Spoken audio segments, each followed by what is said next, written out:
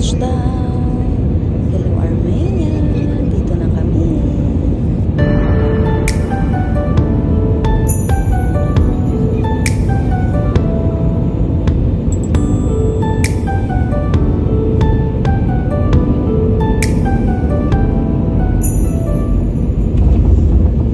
Medyo umaambon nga lang ang aming pagdating, ngunit ayos lang naman dahil hindi naman siya ganun kalakas.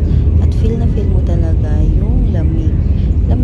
Buti na lang kamo at medyo malamig din sa Dubai kaya hindi kami masyadong nabigla. So ayan, dyan po sa may Converse Bank, dapat po nakapagbayad na po kayo doon. Pagkatapos ay lilipat ka dun sa kabila para naman sa registration.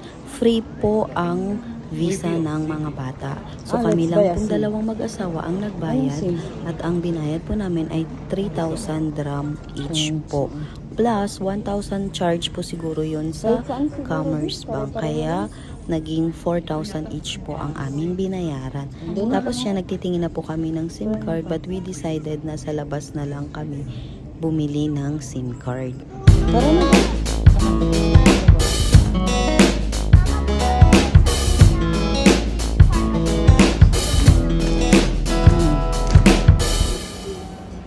At ayan, nakalabas na kami ng kanilang immigration at napakabait naman po ng mga immigration officer po nila.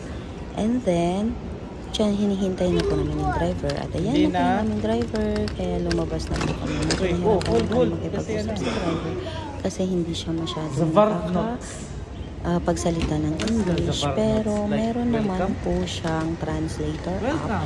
Di ba pwedeng pangalan ng ano yun? Para maintindihan niya pangalan ng at maintindihan din namin siya. I want Jeski. Ay, wow. We miss Jeski. Nice car.